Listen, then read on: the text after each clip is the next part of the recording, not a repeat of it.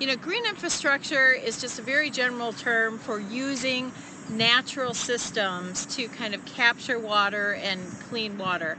So that could be rain gardens and green roofs or even grassy swales. And that is so much more natural than building a pipe to just send the water to another place because you're just moving contaminated water around. But with green infrastructure, the whole idea is to kind of hold it in place and let nature remediate the pollution.